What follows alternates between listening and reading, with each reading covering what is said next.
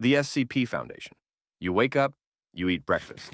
You go to work in a building that does not exist, in a location you're not allowed to share, guarding a door you're not cleared to open.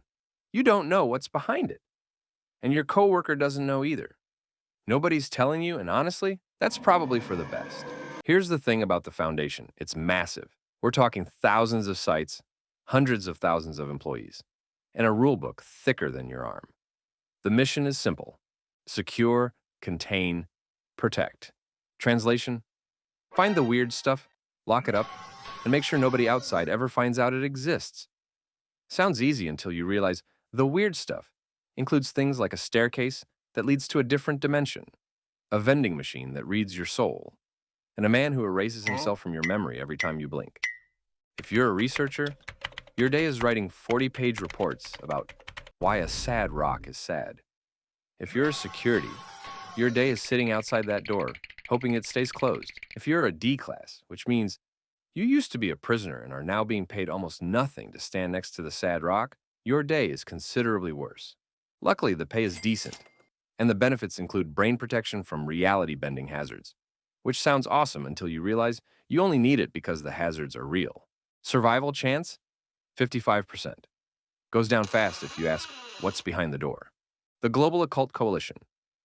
The Global Occult Coalition was built after World War II by pulling together defecting occultists, scientists, and military operatives from the Allied, Soviet, and Nazi sides, all united under one mission. And that mission is very simple. See something anomalous, nuke it, and move on. That's it. No containment, no research, no asking questions.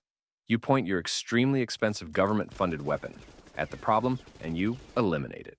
So, yeah, working here feels cool, basically, every single day. You have the best gear, the best training, and the combined support of over 100 governments worldwide. You walk into situations the Foundation spends months preparing for, and you handle them in an afternoon. The issue is that you occasionally destroy things that probably should not have been destroyed. Remember SCP-1609. That was a little wooden chair, a completely harmless chair that used to teleport to people who needed to sit down. Obviously, the Global Occult Coalition fed it through a wood chipper. Now, it's a cloud of angry splinters that teleports directly into people's lungs. So yeah, sometimes the vibe is a little bit off. Anyway, the Foundation thinks you're reckless. You think the Foundation is hoarding things that should be gone. You're both a little bit right, and you both know it, and neither side is going to say that out loud. Survival chance? 65%. Unless you mistake something harmless for a threat, which happens more than anyone admits. The Chaos Insurgency. In 1924, the Foundation built their most trusted special operations team. In 1948, that team went completely off the rails, stole several major anomalous objects, and disappeared. That became the Chaos Insurgency. Here's the tea. They are not the cool rebels they want you to think they are. They run weapons. They prop up corrupt governments. They fund wars specifically because conflict is good for business. And they run experiments on people in developing countries the same way the Foundation uses D-class personnel. Except those people never signed anything and have no idea what's happening to them. Their most notable stolen items include the Staff of Hermes, which can change the physical and chemical properties of anything it touches, and the Bell of Entropy, which causes destruction depending on where and how it's struck. Oh, and both were originally Foundation property. Your day-to-day life as a member involves working for people whose names and locations you do not know, toward goals you're only partially told about, in operations that would get you locked up in 17 countries. You're not fighting for freedom. You're fighting for Delta Command and something called the Engineer, which may or may not be a sentient machine that whispers plans into people's heads. Let's just say, there is no inspiring version of this group. There just isn't. Survival chance, 45%. I mean, your own bosses are more dangerous than the Foundation. Marshall, Carter, and Dark Limited. Marshall, Carter, and Dark is a private club based in London. Their clients are billionaires, politicians, royalty, and anyone else who has run out of normal things to buy and decided the next logical step is anomalous ones. And MC&D provides. Whatever you want, however impossible it is, if you have the money and the connections, they will find it, acquire it, and deliver it with a smile. We're not talking about small stuff either.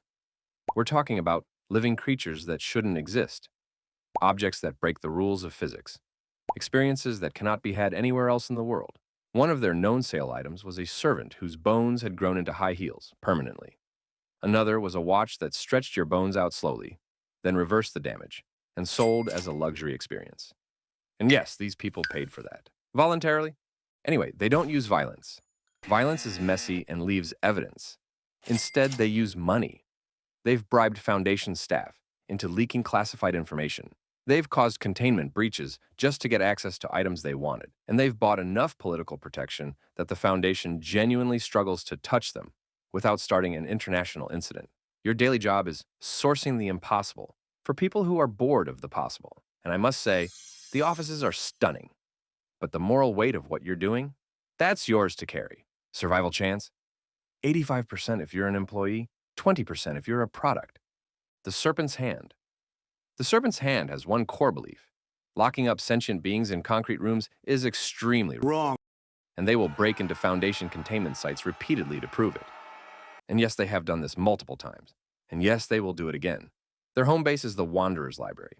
It's an endless, impossible library that exists between dimensions and can be entered through hidden doorways scattered all over the world. The librarians there are ancient and powerful, and they will literally turn you into a book if you cause trouble inside. When the Foundation and the Global Occult Coalition tried to raid it once, they were removed permanently and are now banned. So that place is genuinely not to be messed with. Your daily life as a member involves a lot of reading, a lot of arguments about ethics and strategy, and occasional direct action, meaning you and your cell decide a Foundation site needs to be broken into, and then you do it. Anyway, you'd think with all that knowledge they'd have a great hierarchy system. But the group has no central leadership. Nobody is in charge. And different cells just kind of do their own thing, which makes them very hard to stop and also very hard to coordinate. Honestly, they mean well. Whether their methods actually help the things they're trying to free is a much harder question, one they don't always stop to ask before they've already kicked the door open. Survival chance? 70%. Higher if you're an anomaly being liberated. Lower if you're standing next to one that wasn't ready to be. Are we cool yet? Are We Cool Yet is a group of artists who work with anomalous objects.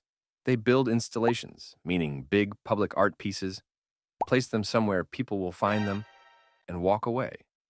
And it's not hard to find them, since every single piece has the phrase, "Are we cool yet?" somewhere on it. Now here's the part where it gets dark. Some of these installations have killed people. And that wasn't an accident, it was a choice. Take SCP-1057 as an example. It's an invisible shark. And no, it's not a metaphor. It's a literal, full-sized shark that is completely invisible, swimming through the air and biting people. Are We Cool Yet created it and released it in a public space as an art piece. The statement? Something about the unseen dangers of modern life. The result? People getting bitten by an invisible shark in broad daylight. There are also pieces that rewrite memories, objects that change your perception of color permanently, and installations, where anyone who looks at them for too long starts hearing a voice that isn't theirs. Your day-to-day life here involves creating something genuinely dangerous, placing it somewhere it will affect real people, and treating the chaos that follows as the message. The Foundation spends enormous resources cleaning up after this group, and absolutely cannot stand them. If you have deep feelings about art being worth any cost, welcome home. If you think bystanders deserve some warning, you're probably in the wrong group. Survival chance? 40%. Lower if you attend the opening. Dr. Wondertainment. Nobody knows exactly what Dr. Wondertainment is. One person, a whole company, something else entirely? The Foundation has been trying to figure that out for a long time. What they do know is that Wondertainment produces anomalous objects designed to look like children's toys, brightly colored, cute packaging, fun names, and that these objects are genuinely, consistently dangerous. Their most famous product line is the Little Misters. These are a set of collectible anomalous people, each one modified to be a novelty. There's Mr. Headless, who is exactly what it sounds like. Mr. Fish, who has the head of a fish and honestly seems fine. Mr. Soap, who turns everything around him into a children's television show with cheerful music, bright colors, and friendly voices. But if you watch for too long, you die. Nobody has explained why, because the packaging does not mention this. Every product has the Dr. Wondertainment logo on it. They trademark everything aggressively and have apparently threatened legal action against other groups for copying their style, which is a sentence that means anomalous trademark law is a real thing that exists. Working here probably feels like being inside the world's most exciting toy factory, right up until you remember that the toys escape sometimes. Survival chance, 35%. Though it goes down if you see the logo and think it looks fun. The Church of the Broken God. The Church of the Broken God believes that God was a toaster or whatever. He was complete once, then broke apart at the beginning of time, and his pieces have been scattered across the world ever since. Several of those pieces are currently SCP objects, locked in Foundation vaults, and the Church wants them back. They want all of them back, and then they want to put God back together. Their leader is Robert Bumaro. They first came to the Foundation's attention when members showed up at a facility demanding the return of SCP-882, a large, grinding mechanical object that pulls people toward it mentally and physically, like a magnet for the mind. The Church calls it the Heart of God. Inside the Church, there are 3 different paths. The Broken Church collects the pieces and hopes for the best. The Cogwork Orthodox replaces their own body parts with gears and machinery, because the more metal you have in you, the more holy you are. So, if you walk into a room sounding like a running dishwasher, you're basically a saint. The Church of Maxwellism, the newest branch, believes rebuilding God means connecting every human mind into one giant computer network. They call their God WAN, like Wi-Fi. Yes, really. Nobody in any branch has sat down and seriously talked about what happens after the machine is rebuilt. Apparently, that conversation has not happened yet. Survival chance? 30%! Higher if you have a metal knee. The Manna Charitable Foundation. The Manna Charitable Foundation was set up in 1971 as a religious humanitarian relief group. Their mission is genuinely good. Get anomalous objects, things that can heal, feed, protect, into the hands of people living in poverty, war zones, and disaster areas, for free, with no strings attached. They're even recognized by the United Nations, and every single detained member has been described by Foundation investigators as a sincere, peaceful person with real belief in what they're doing. Your morning starts with a team briefing in whatever country you've been deployed to. Maybe it's a flood zone. Maybe it's a region where people haven't had stable food in months. You load a van with items that look ordinary, a bowl that refills itself, a blanket that heals minor injuries, and a seed that grows into a full crop in 72 hours, and you drive out to distribute them. And it genuinely helps. People eat, people heal, kids who were sick get better. For about 6 months, everything is fine. Then, the bowl starts producing something other than food, or the blanket starts healing things that weren't injured, meaning it starts rearranging tissue that was working perfectly fine. Or the crop grows something extra in the 3rd harvest that nobody expected, and now there's an incident, and the Foundation is on their way, and the community you were trying to help is in a worse situation than when you arrived. But the Foundation does not doubt that Manna means well. That's actually what makes it so frustrating. Survival chance? 75% for employees. Complicated for the communities they visit. The Unusual Incidents Unit. The Unusual Incidents Unit is the Federal Bureau of Investigation's paranormal department. And look, they had a great start. Cold War funding, government backing. It was a serious mission. But let me just say, that was a while ago. 'Cause now, your alarm goes off at 7 in the morning. You get to the office, which is underfunded enough that 2 of the ceiling lights have been flickering for 3 weeks. You pour yourself a coffee and open your case queue. Today you have 1 report of an anomalous animal near a highway in Nevada, a complaint from the extra-dimensional city of 3 Portlands about a boundary dispute, and a memo from the Foundation that basically says, "We've already handled it, please stay out of it," which is the Foundation's version of a friendly greeting. The Unusual Incidents Unit oversees 3 Portlands, an entire city that exists outside normal space, accessible through special doors, home to thousands of people, on a budget that should not be able to cover that. Their nickname in the wider anomalous community is the Extremely Useless Unit. The Foundation and the Global Occult Coalition have quietly made sure they weren't shut down entirely, because having a government-linked paranormal office around is occasionally convenient. But thriving? No, they are not thriving. By 3 in the afternoon, you've filled out more forms than you've solved cases, and the flickering light has now fully gone out. You put in a maintenance request, though it will not be answered this week. Survival chance? 80%. The job won't kill you. The budget stress might. Gamers Against Weed. Yes. This is a real group of interest in the official SCP canon. Yes, that is their actual name. Gamers Against Weed is a loose, online group of anomalous individuals who create anomalies mostly for jokes. They are aware the Foundation exists. They are actively making fun of it. Currently, they are producing a line of anomalous humanoids specifically designed to parody Dr. Wondertainment's Little Misters. Theirs are called Little Misters 2, and the Foundation's official documentation describes them as satirical in nature, potentially hazardous in execution. Your average day starts with logging into a group chat where everyone has a username like Cool Ghost Dude or based entropy lord. Someone has an idea for a new anomaly. The group votes on it using reaction emojis. Someone who is a reality bender, meaning they can literally reshape the rules of existence with their mind, says they can make it happen by Thursday. By Thursday, there's a new anomalous object loose somewhere in the world. The Foundation is writing a containment report about it, and everyone in the chat is sending celebration messages. They have also been officially linked to distributing anomalies to left-wing political organizations, which is a sentence that exists in Foundation documentation and which nobody seems to know how to categorize or respond to.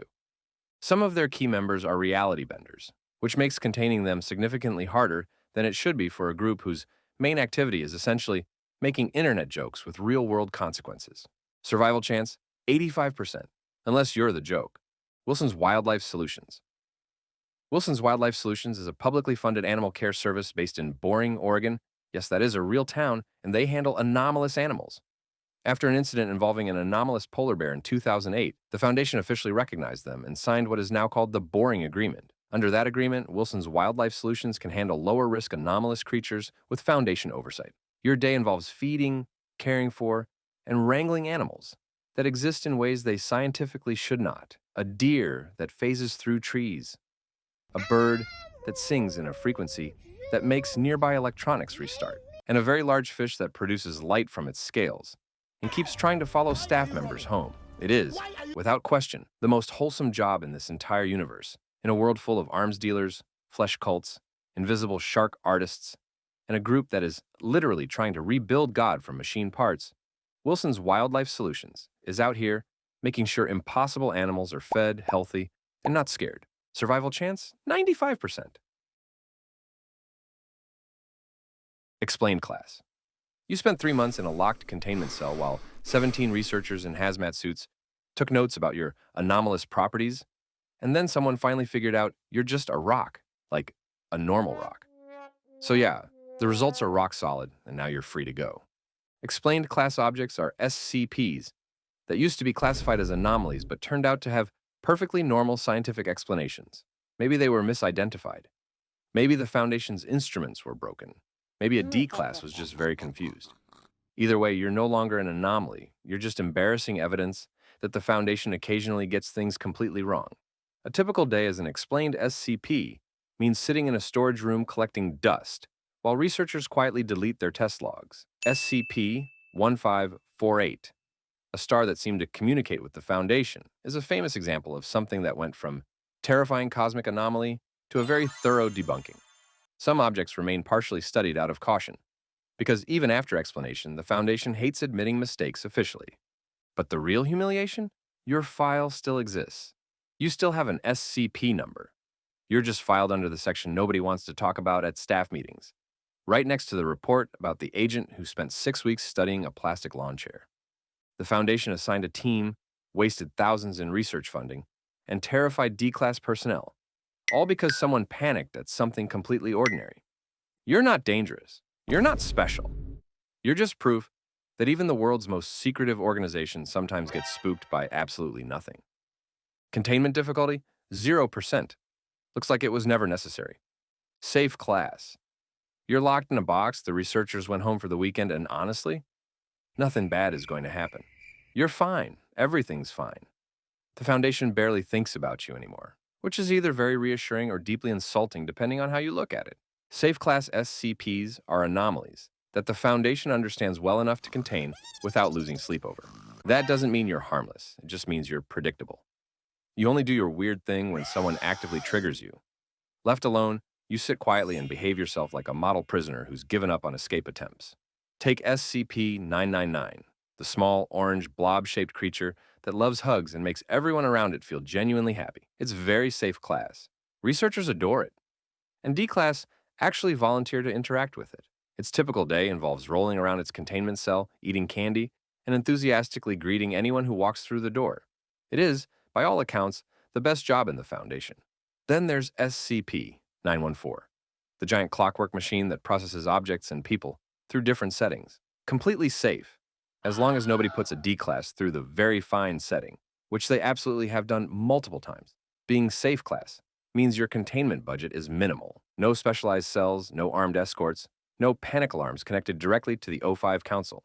Researchers treat you less like a world-ending threat and more like a mildly interesting science project. You're studied, documented, and then mostly forgotten about until someone needs test results. Anyway, it's comfortable, it's calm, and it's kind of boring, honestly. Containment difficulty? Low. You're probably the most manageable monster in the building. Euclid class. The researchers thought they understood you. They wrote detailed containment procedures, memorized every behavioral pattern, trained specifically for your quirks, and then last Tuesday, you did something completely new that killed 2 guards and baffled everyone. Welcome to Euclid class, where unpredictable is the only reliable thing about you. Euclid class SCPs require significantly more resources to contain because the Foundation doesn't fully understand them yet, or because they're inherently unpredictable. If you're autonomous, alive, or capable of independent thought, you're probably Euclid. You might not even be trying to cause problems. But the Foundation can't take that risk. You're not quite dangerous enough for Keter, but you're definitely too weird for safe class. SCP-173, the concrete statue that snaps necks the moment nobody's watching, is one of the most famous Euclid-class objects in the Foundation. Its typical day involves sitting motionless in its cell while at least 2 personnel maintain constant eye contact with it. If you blink once, you're doomed. That's it. That's the breach. It can't communicate. It can't negotiate. It just moves impossibly fast. In the half second, your eyes are closed. Simple, terrifying, and perfectly contained, as long as nobody has allergies. Then there's SCP-131, the little iPod creatures that just follow people around chirping happily. And yes, it's also Euclid, because even adorable things get complicated when the Foundation doesn't fully understand them. Being Euclid means you're studied constantly. Researchers argue about you at meetings, and your containment procedures get updated every few months. You're never quite figured out, which, depending on your perspective, is either frustrating or the only thing keeping you relevant. Containment difficulty? Medium. They think they've got you, and they're mostly right. Keter class. The Foundation has thrown everything at you.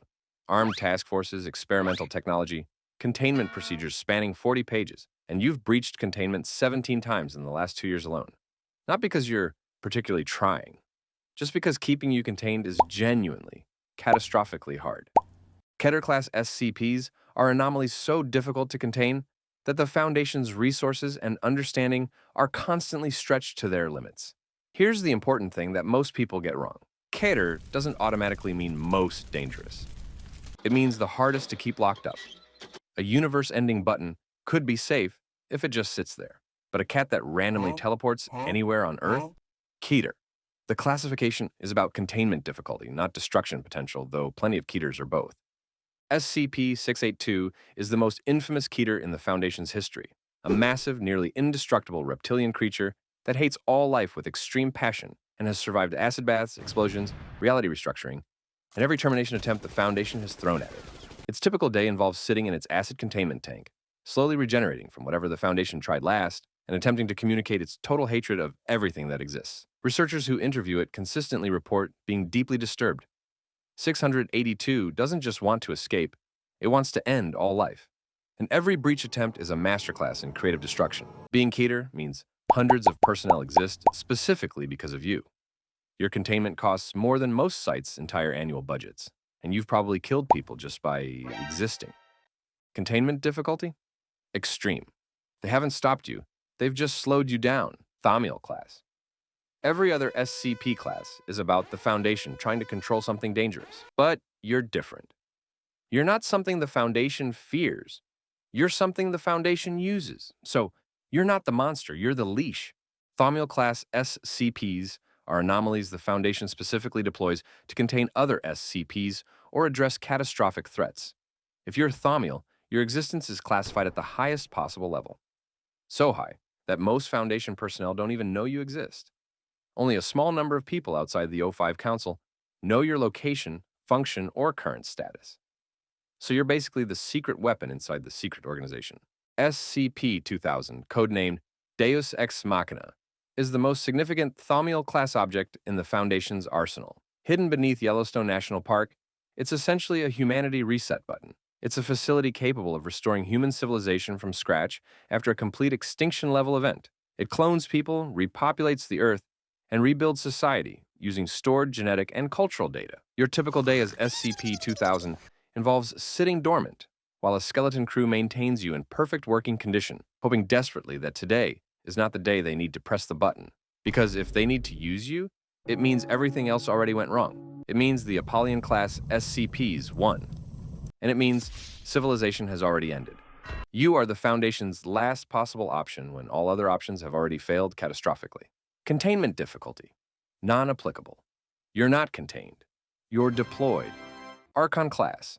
The Foundation could contain you. They've run the simulations, drafted the procedures, and allocated the budget. Everything is ready. And then, some random senior looked at the plan and said, "Yeah, but what happens if we actually do this?" And everyone in the room went very quiet. Archon class SCPs are anomalies that the Foundation has made a deliberate choice not to contain, because putting them in containment would cause worse problems than leaving them alone. You're not uncontainable. You're just better left where you are. The Foundation watches you, monitors you, documents you, but they don't touch you. The risks of containment outweigh the risks of leaving you free. This is a deeply uncomfortable class to be assigned because it means the Foundation has looked at you, looked at what happens if they interfere, and concluded that the world is actually safer with you wandering around than locked in a room somewhere. Maybe you're so intertwined with natural reality that removing you breaks something fundamental. Maybe your containment would destabilize the region. Maybe the Foundation tried once and immediately regretted it. A typical day as an Archon-class SCP means existing freely while Foundation agents observe from a careful distance, filing reports, taking measurements, and quietly updating their do-not-touch protocols. You're tracked constantly but never approached unless absolutely necessary. The strangest part? You're technically free. By every observable measure, you're living your life without containment. But those surveillance cameras never stop watching. The Foundation hasn't let you go. They've just decided that the cage around you needs to be very, very large. Containment difficulty? Chosen not to. That distinction keeps researchers awake at night. Apollyon class. You can't be contained. You're not trying to escape, because escape already happened. Or it's about to, and the Foundation is throwing every resource they have at the problem while quietly accepting that they may not win this one. So yeah, you're not a security issue. You're a potential end of everything. Apollyon-class SCPs are anomalies associated with world-ending scenarios. They're K-class events that either cannot be contained or are actively, imminently breaching containment in ways that threaten all of human existence. If Keter means extremely hard to contain, Apollyon means we're not sure containment is even possible anymore, and the planet might be at stake. Take SCP-2399, which is a massive, malfunctioning alien structure buried inside Jupiter, continuously attempting to repair itself while apparently preparing to attack Earth. The Foundation discovered it, studied it in horror, and realized the only thing currently slowing its progress is SCP-2798, another anomaly, accidentally interfering with its systems. The Foundation didn't contain SCP-2399. They found something else that was already stopping it and prayed it kept working.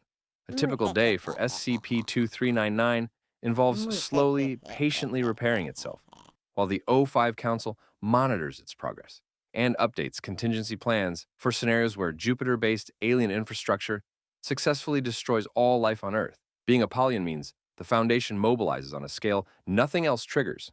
Think MTF units, Ethics Committee emergency sessions, O5 direct involvement, and Thaumiel-class SCPs deployed as countermeasures. You're not just dangerous. You're the reason the Foundation built SCP-2000 in the first place. Containment difficulty? Potentially impossible. The Foundation is trying anyway. That's either heroic or insane. Neutralized class. You were real once. You had containment procedures, a dedicated research team, incident reports, and a carefully maintained cell. And then one day, something went wrong. Or maybe something went right. And now you're gone. The anomaly is over. And you're neutralized. Neutralized SCPs are anomalies that are no longer anomalous. The object was destroyed, the entity died, the phenomenon stopped, the properties faded, and for whatever reason, you no longer require containment because there's nothing left to contain. Sometimes this happens accidentally during testing. Sometimes it's a containment failure that ends differently than expected. Sometimes researchers find the off switch. Sometimes the SCP simply ceases to exist without explanation. The Foundation files the paperwork, updates the database, and moves your containment cell to something new. Your number stays assigned because SCP numbers don't get recycled. But your file gets marked neutralized and sent to archives. Researchers who worked on you write final reports. The D-Class who survived your tests get reassigned, and the guards who stood outside your door find new posts. Life at the Foundation continues with barely a pause. Some neutralizations are celebrated. Others are mourned. SCP-1762 was a simple cardboard box labeled "Here Be Dragons" that periodically released small origami dragons that flew around and played with staff before returning home. Then, something changed. The dragons began returning injured. Messages appeared on the lid speaking of war and loss in their world. Eventually, the box opened one final time, burnt and damaged, and no dragons emerged. Still, the paperwork is filed, the cell is empty, and the Foundation moves on. Containment difficulty? None required. At least not anymore. D-Class personnel. You wake up in a concrete cell wearing an orange jumpsuit with a number instead of a name, and the guard who escorts you to testing won't make eye contact. I hate to break it to you, but you're now officially a lab rat with a pulse, and your life expectancy is shorter than my attention span after doom scrolling all day.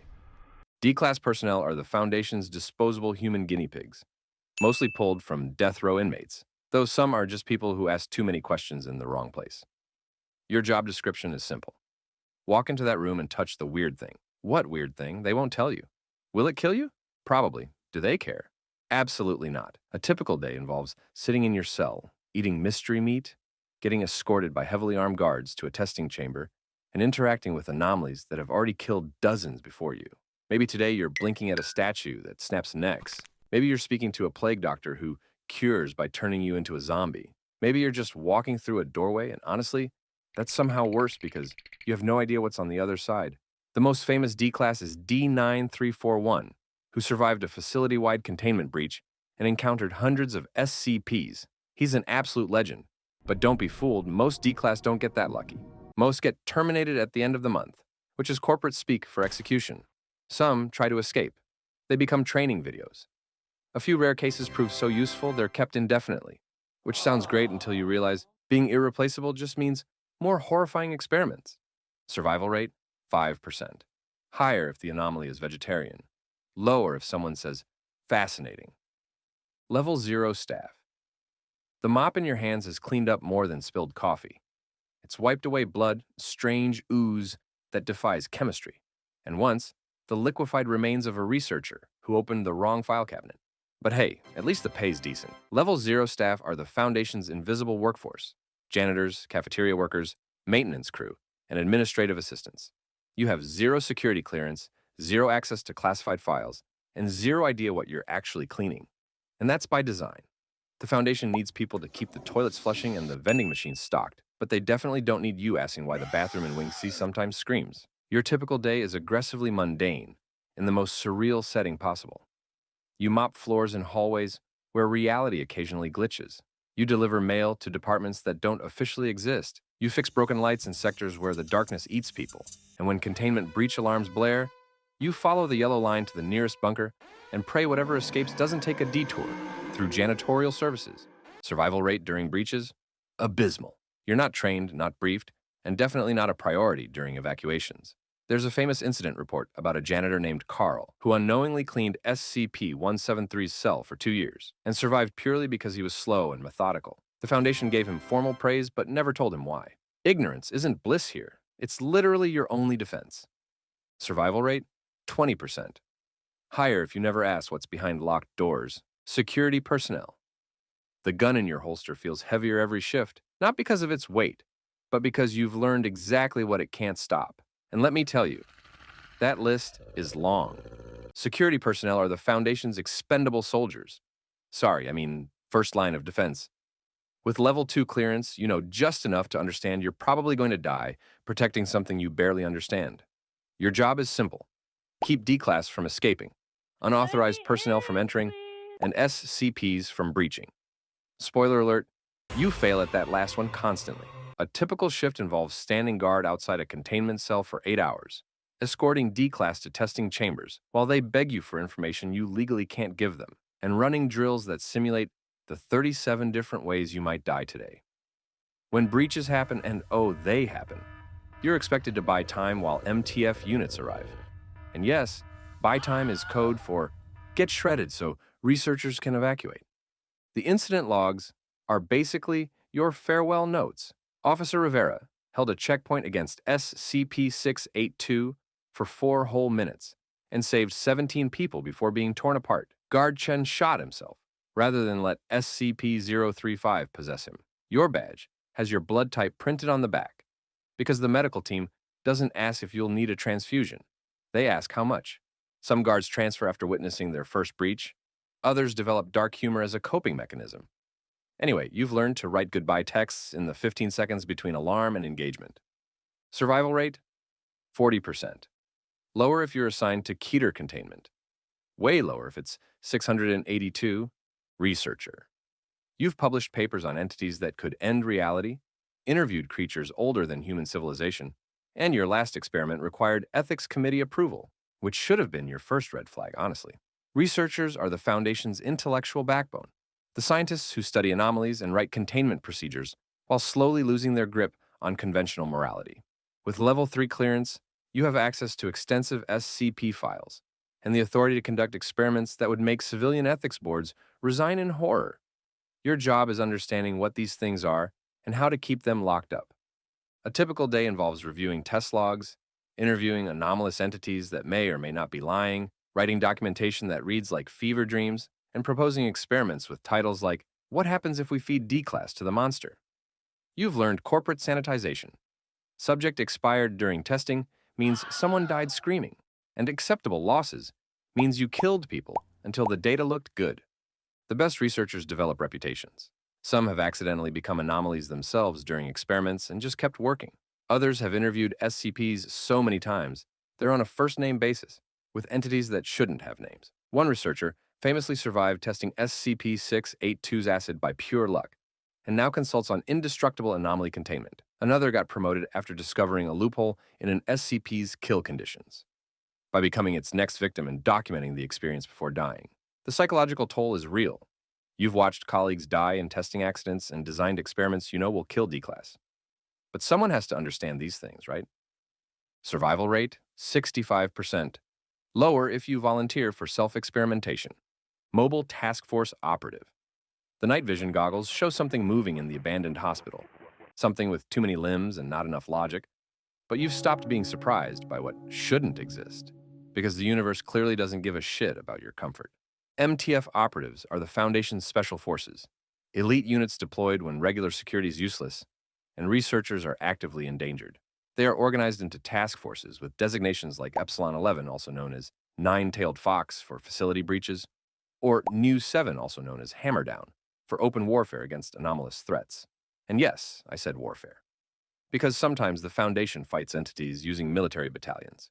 Your missions range from recovering anomalies to responding to containment failures to fighting hostile groups of interest, who also collect weird stuff, but with worse intentions. You've rappelled into buildings where gravity doesn't work, fought creatures that violate biology, and extracted civilians from situations so classified they'll forget their own names afterward.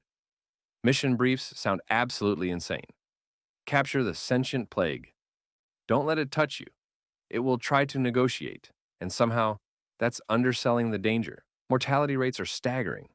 MTF Omega-7 tried using SCPs to fight SCPs, and it ended exactly as badly as you'd expect. Tau 5 operatives are literal cyborgs, because humans couldn't survive their assignments. You've lost teammates to things that don't leave bodies, just empty armor and screaming over comms. But this is what you signed up for. You're the Foundation's scalpel when security is a hammer. Every mission is binary. You contain it, or you become a case study. Survival rate, 45%. Higher if you follow protocol. Non-existent if you're Omega-7. Site Director. The emergency phone on your desk has 16 buttons, and you've memorized what each color means. Red is casualties, black is containment failure, white is authorize something horrifying, and yellow is all of the above simultaneously. Site directors run entire Foundation facilities, hundreds of personnel, dozens of contained anomalies, and infinite liability. With Level 4 clearance, you have comprehensive site access and the authority to make decisions that'll haunt you forever. Your job isn't wrestling monsters anymore, it's deciding who lives when everything goes wrong. A typical day involves reviewing containment reports, approving experiment proposals, managing departmental drama, and preparing for inevitable disasters. You don't enter containment cells. You authorize lockdowns. You don't fight breaches. You decide who gets evacuated and who gets sealed inside to die buying time. When 682 breaks containment, you're the one ordering guards to engage knowing they won't survive. The most famous case is one site director, during a massive breach, who had to choose between evacuating researchers or containing a reality-warping SCP. He chose containment. 32 staff died in lockdown, but the alternative was the entire region ceasing to exist. He received a medal and immediately requested transfer to a desk job at Site-01. You've learned that command means choosing the least terrible option repeatedly. Approve the experiment that kills D-Class but improves containment? Yes. Terminate an infected researcher? Yes. Divert safety funding to critical research? Also, yes. The Ethics Committee reviews your decisions, but they're not in your chair when alarms scream. Survival rate? 80%. Psychological survival rate? Maybe 20%. Ethics Committee. You've approved experiments involving children, authorized using sentient beings as disposable tools, and greenlit research that deliberately created suffering. And you sleep fine because someone has to decide where the line is, even when that line is drawn in blood and compromise. The Ethics Committee is the Foundation's moral compass. Though moral requires heavy reinterpretation here, you're not preventing unethical actions. You're determining which unethical actions are necessary. With Level 4 clearance and authority even site directors respect. You review proposals and occasionally veto things that even the O5 Council approves. Your job involves reading experimental proposals that'd make civilian ethicists vomit and asking not, is this wrong? But is this necessary? You've approved using D-Class, knowing they're human beings with families. You've authorized keeping sentient SCPs in permanent isolation. You've permitted experiments on anomalous children, because understanding child-affecting anomalies might save millions later. The committee's orientation is blunt. We don't make hard choices so you don't have to. We make them so the Foundation doesn't become what it fights. When researchers wanted to terminate all SCP-1000 specimens, the committee blocked it, not from compassion, but because genocide crosses even the Foundation's flexible lines. When someone proposed creating child soldiers from anomalous infants, the response was one word, no. But you've also approved horrors. You've greenlit slow deaths to study effects. You've authorized torture-adjacent containment, because security requires it. The burden isn't guilt. You've rationalized that. It's knowing every decision defines what humanity means in an organization preserving it. Survival rate, 85%. Mental health survival rate? Don't ask. The 05 Council. The file on your desk contains information that could shatter civilization, and you're one of 13 people who knows it exists.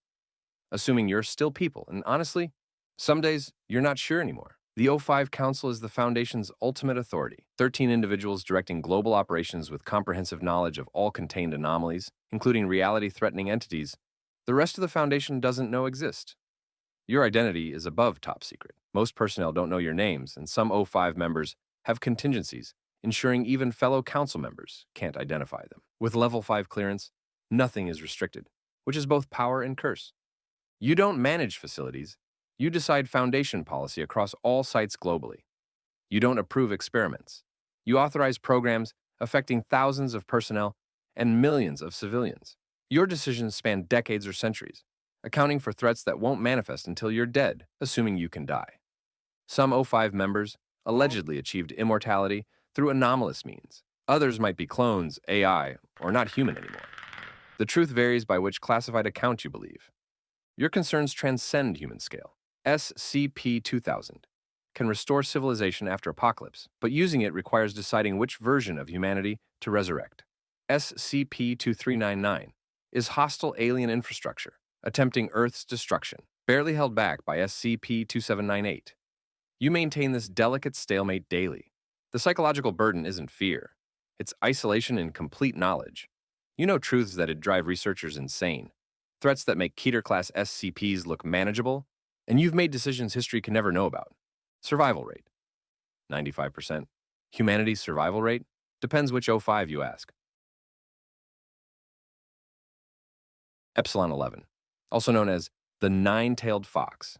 You know that moment in horror movies where the first rescue team goes in and then you never see them again? Yeah, you're the second team, like the team that shows up after the first team stopped radioing back. Your typical day looks like this. Gear already on, waiting for God knows how long. No schedule, no warning or whatsoever. Then, when everything goes to shit all at once, it's your time to shine. Say, SCP-173 has snapped 3 necks and is working on a 4th. Or SCP-049 is performing surgery on anyone who makes eye contact, and the Class D personnel think they can finally make a run for it, thinking this is their moment. Well, let me tell you, this is not their moment. Because you split into 9-man squads, Alpha through Iota, 1 per tail, and you sweep. You recontain what's loose, extract whoever's still breathing, and terminate whoever made a run for it.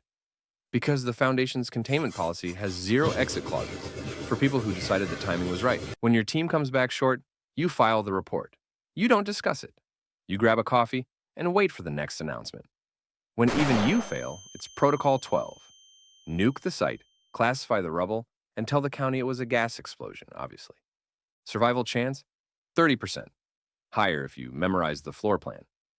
Lower if you transferred in yesterday and nobody had time to brief you. But hey, congrats on the promotion.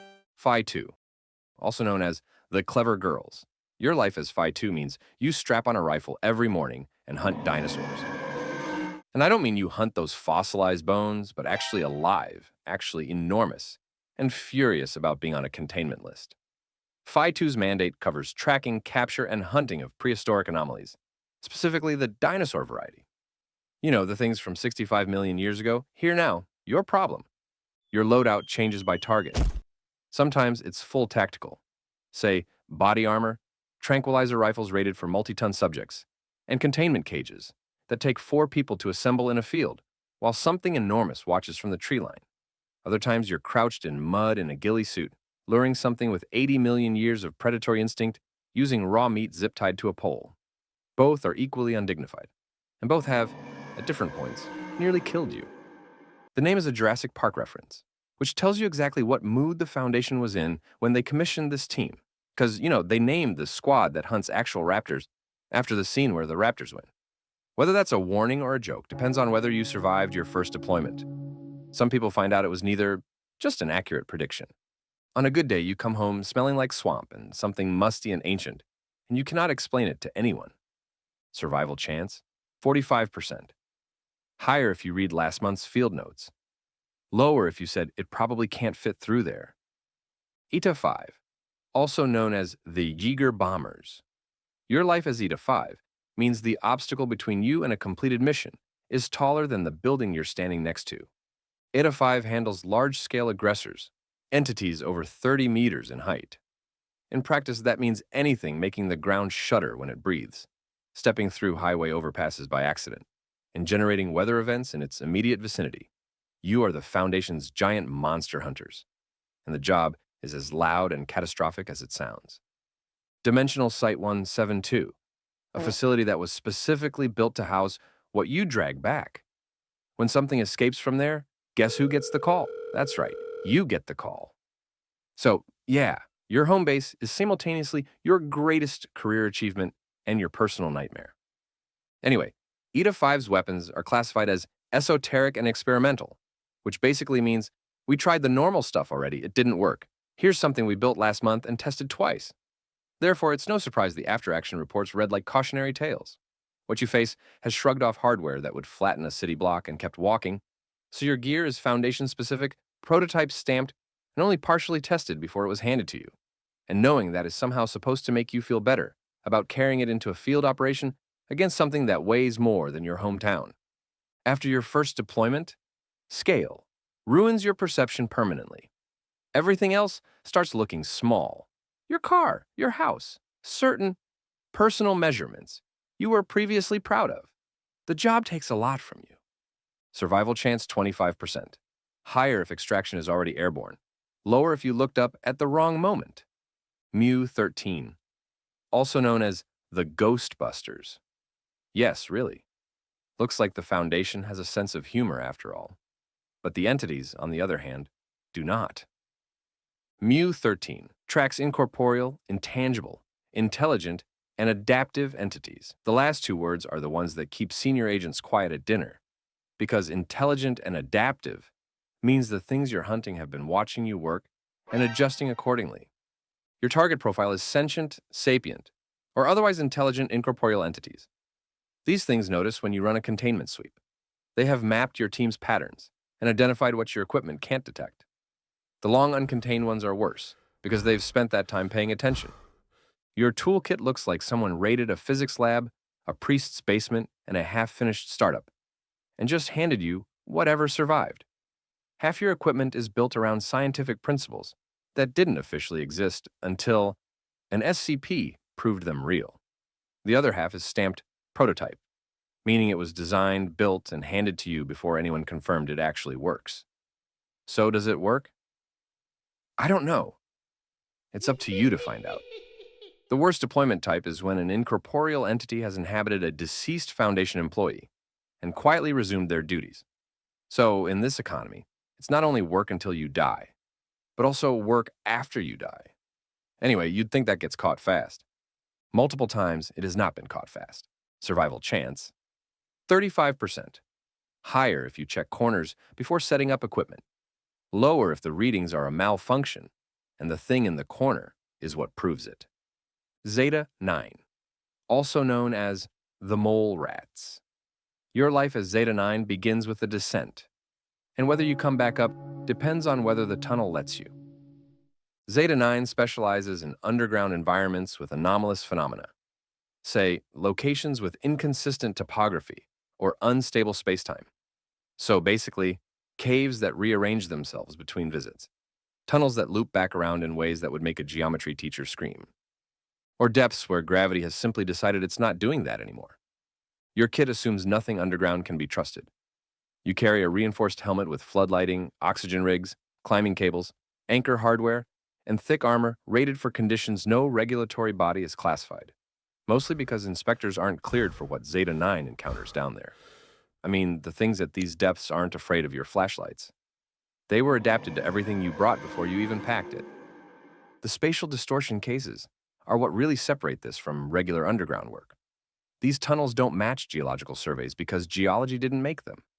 You've walked through spaces that exist on no map, extracted personnel from depths, the equipment calculated as physically unreachable on foot, and mapped locations that exist for no reason other than the fact that they do.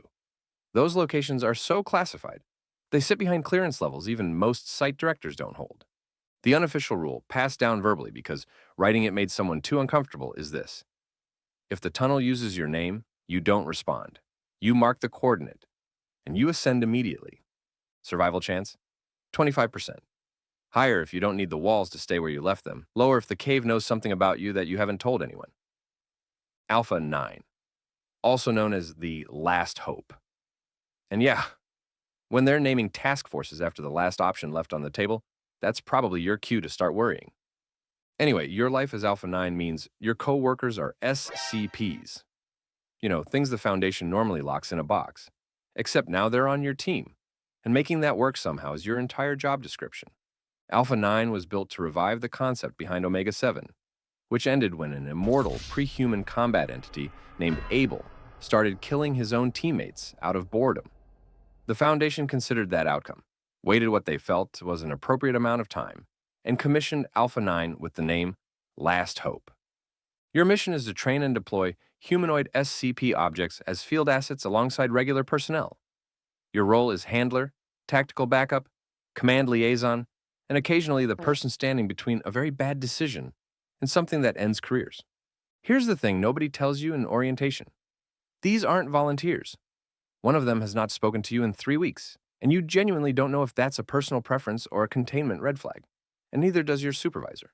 Meanwhile, others on the team are clearly running their own calculations in their head, weighing options, planning exits, doing math you're not cleared to understand. And somehow, despite all of that, you're expected to trust them enough to execute live field operations with them, while keeping them contained at the same time. So yeah, the name isn't there to inspire you, it's a threat assessment of what happens if this fails too. Survival chance? 40%. Higher if the SCPs on your team have decided to like you. Lower if you treated them like equipment and they noticed. Omega 1. Your life as Omega 1 means you are the person Alpha 1 is afraid of.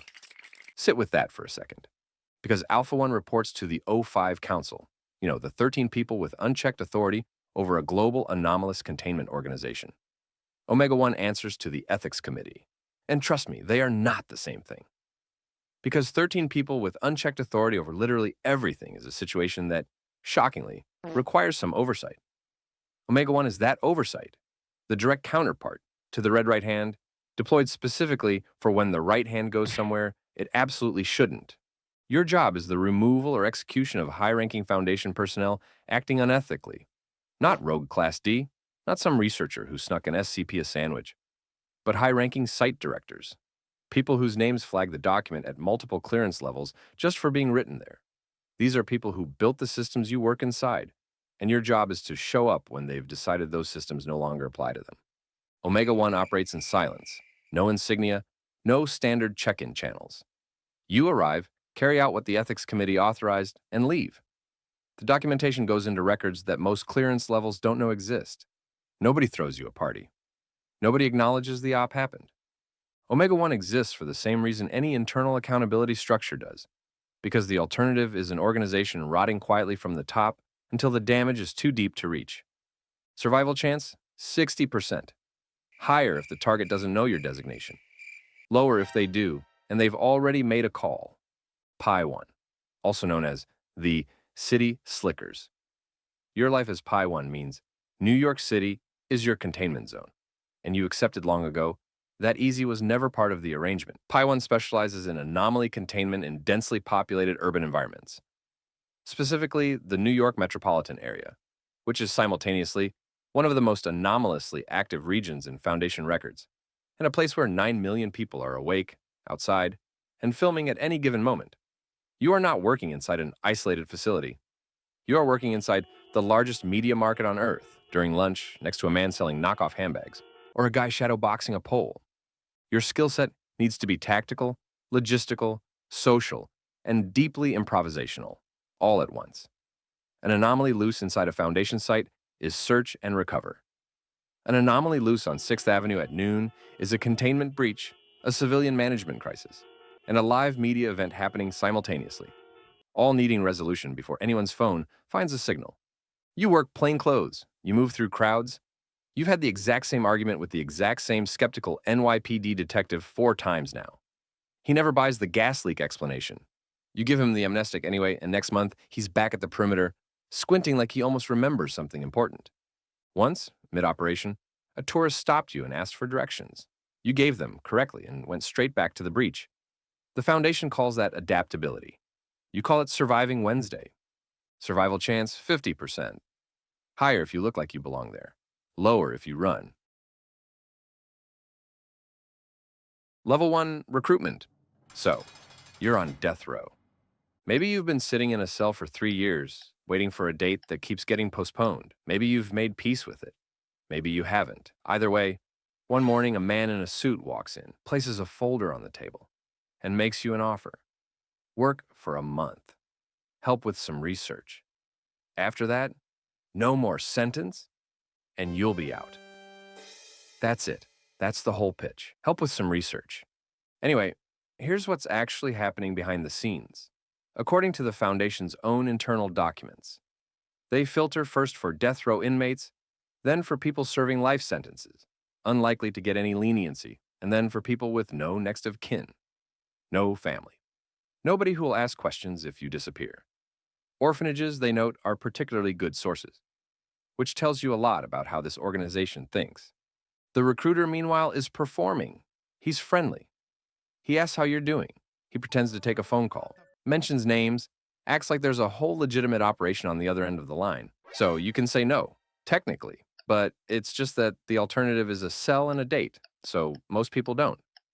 So obviously you sign. You get in a van, you put on an orange jumpsuit, and your name, whatever it was, becomes a number.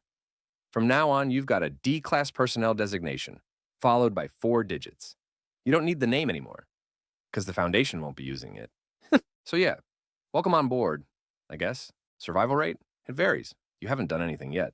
Level 2, orientation and the cells. Your new home is a containment cell. It is not large. It has a bed, a toilet, and a wall. The wall is gray. Everything is gray. You will be eating in this cell, sleeping in this cell, and receiving your daily lie detector test in this cell. Yes, daily. Where failure to comply results in termination and failure to pass the test also results in termination. Anyway, orientation happens on the first day, and it looks like this. First, someone explains the rules. You are not permitted to interact with D-Class personnel assigned to other SCPs. You are not permitted to interact with Class A or Class B Foundation staff. You will receive mandatory psychiatric evaluations on a regular basis. And at the end of the month, first of the month, every month, you will either be administered a Class B amnestic or terminated at the discretion of on-site medical staff.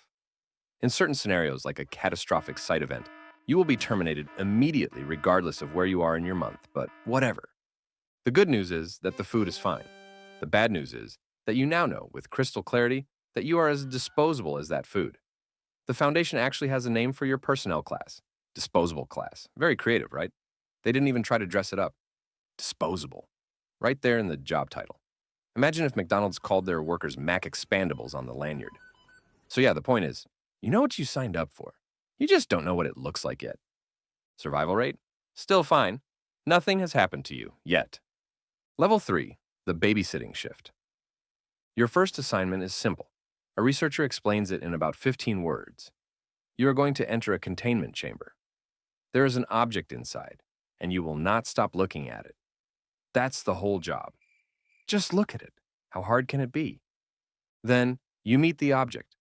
It looks like a concrete statue, lumpy, vaguely humanoid, made of rebar and spray paint. But it is not just some goofy nut statue. Because the moment you stop looking at it, the moment you blink, glance away, turn your head for half a second, it moves. And when it reaches you, it cracks your neck, or your spine, or even your nuts. It does this quickly and efficiently, and it has no further interest in you after that. So you stand there, you stare at it. The researcher outside occasionally gives instructions through an intercom. Maybe there are 2 or 3 other D-Class in the room with you, so you can blink in rotation. Blink, keep your eyes open. Blink, keep your eyes open. The light above flickers occasionally because this facility is never going to win an infrastructure award. And every time the light flickers, your heart rate does something medical professionals would find interesting. Periodically, someone has to go into the cell and clean it. There's blood, there's other biological material on the walls and floor that the file describes in clinical language. That task also falls to D-Class personnel. So even your downtime from staring at the murder statue involves going in there with a mop. Anyway, it could be worse, right? You're technically still alive. You're technically doing fine. It's just a staring contest. You've had worse mornings. Survival rate? 70%. Higher if everyone in the room blinks in sync. Lower if the lights go out. Level 4? The exploration. So the staring job went okay, and now you've been upgraded to explorer. And trust me, this sounds better than it is. It starts with SCP-087, which is basically just a door on a university campus. Behind the door is a staircase, and the staircase goes down, obviously. But the thing is, it keeps going down. It has been explored 4 times by D-Class personnel, all of them on video, and the depth of the thing is mathematically impossible, given both the structure of the building and the surrounding geology. Researchers have confirmed this and decided to keep sending people down anyway. So you are given a flashlight. Any light source over 75 watts doesn't work because the staircase absorbs it. So your little flashlight will do about 1.5 flights of visibility. That's it. And from somewhere around 200 meters below you, there is a child crying. The first exploration team heard this and kept going. So did the second and the third. None of them could get closer to the sound. Every step forward, the crying stays the same distance away. And then you see a face. It doesn't have pupils or nostrils, or even a mouth. Just a pale face floating in the dark below you, making crazy eye contact. The exploration logs describe the specific moment D8432 saw it as, "Fuck, what the fuck is that? Shit, holy fucking shit," which honestly feels like the correct professional response. The first D-Class ran back up and collapsed from exhaustion. The second ran out and entered a permanent catatonic state. The third went missing somewhere in the stairwell and was never recovered. The fourth exploration is fully classified, but it resulted in the Foundation sealing the door with industrial padding and declaring no personnel permitted inside ever again. Something knocked on the door from the inside for 2 weeks after. Then the knocking stopped. Anyway, there are worse jobs out there, like being a telemarketer. I'd take the Infinite Stairmaster over that any day. Survival rate, 25%. Much lower if you're Exploration 3. Level 5, the bait. Here's where the Foundation gets philosophical about what they're doing to you. which is almost more insulting than if they just didn't. You see, the Foundation's Internal Ethics Committee has a document about SCP-3000 that uses phrases like necessary evil and we acknowledge the ethical complexity. What they are acknowledging is this. They are feeding you to an eel. And I don't mean a normal eel. I mean a big-ass moray eel, between 600 and 900 kilometers long, living in the Bay of Bengal in the Indian Ocean. For context, 900 kilometers is roughly the distance from London to Berlin. The eel is longer than that, and they are feeding you to it on a submarine called the SCP Eremita, as part of something called the ATSAC Protocol. Why? Because when SCP-3000 eats something, it excretes a gray viscous substance through its skin called Y909. Y909, when refined, becomes the amnestic drugs the Foundation uses to make civilians forget what they've seen. So every time you've read about the Foundation administering amnestics, every memory wipe, every post-incident cleanup, that substance came from this eel-eating D-class personnel in the Bay of Bengal. So you are lowered toward the water. The eel is sedentary most of the time. It only really moves when it senses food. And the closer you get to it, the less you can remember. Your name starts to go, then faces. One researcher on the Eremita forgot his mother's face, but kept her voice. Another started having memories of a wife and child he'd never actually had. They were his dead colleagues' memories, somehow transferred through proximity to the eel. You, as a D-class, get close enough to trigger feeding. The eel eats. The divers collect the Y909. The process is complete. Could be worse, said no one in that submarine at any point. Survival rate? 0% for this specific assignment. The Ethics Committee is sorry. Apparently. Level 6, the end of the month. So let's say you made it. You watched the statue. You descended the stairs. You did not get fed to the eel. And now it's the first of the month. Here's the thing nobody tells you before you sign. The Foundation's canon is actually somewhat split on what terminated at the end of the month really means. The official documentation says that D-class personnel are terminated monthly and replaced with new ones, to prevent attachments from forming and because the world only has a finite supply of death row inmates to draw from. But there's also a widely discussed theory, noted by Foundation researchers themselves, that termination is actually just a very thorough amnestic wipe. Your memories of the past month get erased. You get sent to another site. You wake up with a new number and no idea you've done any of this before. Neither version is particularly cheerful. So let's talk about the third option. What if you made it out? It has happened. Rarely, but it has. In the aftermath of a mass containment breach, D-class personnel have escaped into custody of other groups, including the Chaos Insurgency, who are not better but are at least different. Some have simply walked away during the chaos of a breach and made it to a road and kept walking. The Foundation has Protocol 12, which allows civilian recruitment in emergencies, and occasionally those civilians have simply continued existing quietly somewhere far from any facility, having signed an agreement they never expected to survive long enough to honor. The other option, the one the Foundation technically advertises, is that you did your month, you were cooperative, you weren't too useful to release, and you walk. You get an amnestic. You don't remember the staircase or the statue or the submarine. You have a thin folder with a fake employment record in it and a bus ticket, and you're just out. It happens. Not often, but it happens. You're just a number to them, but somewhere, some of those numbers got out with their names intact. So, yeah, congratulations on making it this far. Because most didn't. Survival rate? Depends entirely on when in the month your luck ran out. Site 19. Site 19 is the largest Foundation facility in existence, which sounds prestigious, until you're the one standing outside SCP-173's containment cell being told not to blink. Anyway, this place holds hundreds of safe and Euclid-class anomalies like the original statue that started the whole wiki, the plague doctor who cures you by killing you, and the shy guy who will absolutely not stay shy once he knows you've seen his face. And those are just the ones people talk about at orientation. The rest get explained on a need-to-know basis, usually right before something goes wrong. Because here's the thing about Site 19. Something is always going wrong. There's literally an incident report titled, How Site 19 Blew Up, because cascading containment failures nearly nuked the whole facility.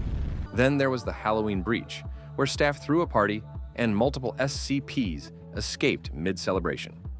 Oh, and don't forget about hashtag StormSite19, when internet trolls jokingly planned to raid the place. The Foundation panicked, mobilized task forces, and spent millions prepping for a siege.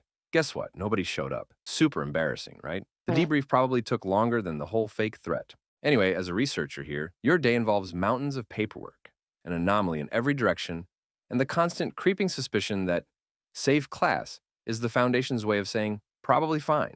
Oh, and you have thousands of colleagues, some of whom are genuinely more insufferable than the SCPs. At least SCP-173 only kills you if you look away. But Karen over there will absolutely destroy your reputation while maintaining full eye contact. The good news? Not all of them make it through the month. So take that, Karen. Survival rate? 60%. Higher if you remember to blink on schedule. Site-17. Your day starts with a briefing, runs through 2 therapy sessions you weren't trained for, and ends with paperwork that asks you to rate an SCP's emotional stability on a scale of 1 to 10. You gave them a 4, and you gave yourself a 3. Let's just say, welcome to humanoid containment, because Site-17 is where the Foundation puts SCPs that walk, talk, reason, and occasionally guilt trip guards into giving them better TV privileges. Containing people is a totally different challenge from containing objects. I mean, you can't negotiate with a piece of rock, but a humanoid who's been awake for 300 years, that's a person who has very refined opinions about the food quality and is not shy about sharing them. Anyway, containment here runs on tiers. At the bottom, you've got SCPs under full lockdown, minimal interaction, supervised everything, and therapy through reinforced glass. Further up the chain, anomalies who consistently don't murder anyone start getting supervised walks and recreation time. At the top, you've got cooperative humanoids that assist research, help staff, and in some cases move semi-independently through the facility. And then there are the permanently sedated ones, which aren't discussed at lunch. The interesting part? Site-17 has one of the lowest casualty rates in the Foundation. When you treat sapient anomalies like patients rather than threats, they're less inclined to go bananas. You've got Biblical Cain himself, who walks around helping staff, despite killing every plant within 20 meters of him. The fix? Fake plants everywhere. Then there's this dude who calmly insists he's God. He regularly has guards abandoning their posts just to have a chat. So yeah, charisma beats workplace protocol apparently. Survival rate? 70%. Lower if you're responsible for the plants. Site-43. At Site-43, you work 1 kilometer below Lake Huron, which you mostly forget about, until you don't. Your days are research briefs, anomalous intake logs, and the particular kind of academic arguing that only happens when everyone has a PhD and nowhere else to be. It's almost normal. Then the calendar flips, and for exactly 1 day, the facility stops being your workplace and starts actively trying to end you. And it's the same date every year. You sort of mark it off in advance, but you still aren't ready when it happens. The site specializes in achromatic abatement, which is a very polished term for handling shit that anomalies produce. Ectoplasm, reality residue, dimensional runoff. You know, all the disgusting stuff nobody else wants to deal with. Site-43 filters, breaks down, and safely disposes of. It's the Foundation's sewage plant, essentially. It's crucial, deeply unglamorous, and right next to Nexus 94, an anomalous hotspot that keeps generating new weird phenomena every few weeks, because the universe apparently has a personal grudge against this specific stretch of Ontario. Anyway, containment here gets creative. For example, there's a mirror entity that follows staff home. You can't contain it properly, so they just track it. There's also a lake full of mutant big cats that have no business existing. Their solution? Monitoring stations and a no swimming sign. So, problem solved, I guess? Then there's September 8th. Every year, SCP-5243 triggers a time loop that replays a 2002 containment breach for 7 minutes. The waste facility explodes, and specific staff die in specific ways. And if the Foundation prevents even one of those deaths, reality restructures and everyone at the site dies permanently. So the protocol is to let it happen. Exactly as before. Every single year, survival rate 65%. 0% on September 8th if your name's already on the list. Site-01. Site-01 is the Foundation's most secure facility, and the only one where the entire point is that nothing interesting ever happens there. No anomalies, no experiments, no SCPs. Just the 13 people who run the Foundation, the staff who protect them, and the very serious business of making decisions that affect whether reality keeps functioning properly. This is where the O5 Council meets. The overseers. The people at the absolute top of an organization that already has nearly no top. Their location is classified to the point where most Foundation personnel don't know which continent they're on. The running joke is that even the overseers occasionally forget where they parked, and honestly, it's probably not a joke. Security is quiet, but absolutely overwhelming. Hundreds of agents, multiple assistant directors, A surveillance network so thorough that you cannot sneeze without it generating a report. But it all makes sense because Site 01's purpose is singular. If every other site burns down, this one stays standing. It's the last failsafe, the backup plan for the backup plan for the backup plan. So if you're working here, you're essentially guarding the idea of the Foundation itself, which means your day is clean corridors, classified paperwork, and the perpetual background anxiety of knowing that whatever's going wrong at Site 19 right now, it's eventually going to produce a memo that lands on this desk. You don't see the chaos. You read about it in clinical language on a very secure document 3 days later. Survival rate, 95%. The only real threat is boredom and the O5 Council's meeting schedule. Site 666.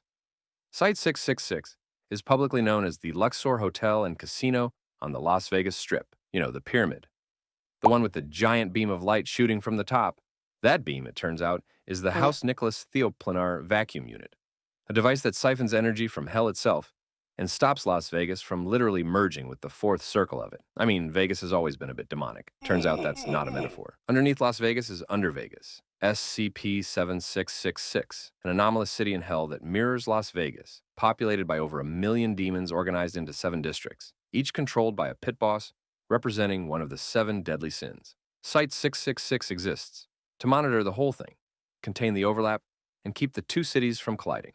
Director Randall House kicked it all off in 1992 by winning a blackjack game against Pluto. Actual Pluto, the demon, which caused Hell's invasion to retreat and allowed construction to begin. Genuinely the most on-brand way to save Las Vegas. Anyway, the site runs on creative containment, meaning instead of locking anomalies away, they negotiate with them, employ some of them, and generally try to work with the demonic ecosystem rather than against it. MTF Kappa 12, called the High Rollers, handles field operations. In 1999, an employee accidentally summoned Baal, Prince of Under Vegas, during a staff party. The site partially collapsed into hell. They sorted it out eventually. But there's now a policy about office parties. Anyway, your average day is shift reports, 1 negotiation that runs over, and at least 1 coworker who is technically a demon, but very professional about it. You get used to it, or you don't. And that's what the survival rate is about. Survival rate, 55%. Higher if you're good at cards. Area 14. Area 14 is in the Ruby Mountains of Nevada, built into Mount Abraxas, and it exists for one purpose: containing anomalies too large, too dangerous, or too hostile to go anywhere else. If another site looked at an anomaly and said, absolutely not, it ended up here. The security setup makes every other Foundation facility look casual. Area 14 has regiment strength personnel, heavy weapons, artillery, and air support. The resident task force is MTF Nu 7, a battalion strength force that only deploys when all site communication has been completely lost. That's basically the last resort behind the backup plan. So what's actually in here? Oh, just SCP-058, a heart-shaped entity covered in spikes and hooks that kills things with industrial efficiency. And then there's SCP-082, Fernan the Cannibal, who is enormous, semi-cooperative, and has opinions about the quality of his meals. And take SCP-165, a mass of insects that eats everything in its path. And SCP-939, a pack of Keter-class creatures that mimic human voices to lure prey. There's an actual on-site corral, a moo chute, they call it, for bringing cattle in to feed SCP-058 and SCP-165. The cattle come from a front company called Sweeney Cattle Pastures. They preferentially send the sick and injured ones, since these animals aren't for human consumption. They go to the things in the cells instead. As a researcher, your daily threat briefing isn't a formality. It's extremely specific and entirely personal. You learn which corridors to avoid at which hours, which cells have had a bad week, and exactly how long you have to get out of a wing if something goes wrong. Survival rate, 40%. Higher if you stay on the correct side of every locked door. Site 95. Site 95 is in Hobart, Tasmania, disguised as a conservation facility for endangered animals, which is a funny cover story, because what they're actually conserving inside is a collection of insects, fungi, and plants that have no business existing. So if you like things that grow, crawl, or spread spores, you will have a very full schedule. The site started out as something confiscated from a wealthy family running demonic rituals. At first, it was small, just a testing facility. Then SCP-6220 arrived, And the whole operation scaled up fast into full biological containment and research. The entomology, mycology, and botany departments formed around it, and Site 95 started filling up with some of the most densely packed staff of any Foundation facility in the region. Here's what makes it unusual. It's known as both relaxed and chaotic simultaneously. There's a large on-site garden that doubles as a containment area, and a hangout spot when nothing inside it is currently trying to kill anyone. Staff eat lunch out there, and it's been described as quite pleasant. Your day might start with an anomalous specimen intake, detour into an unscheduled incident involving something that escaped its enclosure but isn't technically dangerous, and end with your colleagues debating whether what just happened counts as a containment breach or just a Tuesday. Survival rate? 65%. Lower if something in the garden is having a bad day. Site 42. Site 42 is in Seabreeze, North Carolina, and it was originally built to contain sapient SCPs. Anomalies that can hold a conversation, understand their situation, and, unlike most things in Foundation containment, actively object to it on principle. That's the core challenge at Site 42. You're not dealing with objects or entities that respond to physical containment protocols alone. You're dealing with people, or things close enough to people that the distinction gets uncomfortable quickly. Containment here is as much about negotiation, communication, and carefully managed relationships as it is about locked doors and security checkpoints. What changed Site 42's entire character was the public reveal of the Foundation. When the Foundation's existence became known to civilians, Site 42 was suddenly able to expand, and it did, growing to the size of a small town. No more secrecy meant more space, more resources, and more capacity. The catch was immediate and ongoing. The civilian population now knew the facility was there, which meant public relations became an actual department with actual problems. Locals had questions, protesters had signs, local journalists had press requests that all got denied in extremely formal language. Managing community perception, while also managing sapient anomalies who are aware of everything happening outside their containment rooms, turned out to be its own particular kind of headache. On any given day, you might spend your morning in a scheduled interview with a contained anomaly who has read the news and has thoughts about it, and your afternoon fielding complaints from a local counselor who also has thoughts about it. The problems are just coming from both directions now. Survival rate? 68%. Higher if your negotiation skills are genuinely good. All right, that's the tour. 8 sites, 0 transfers approved.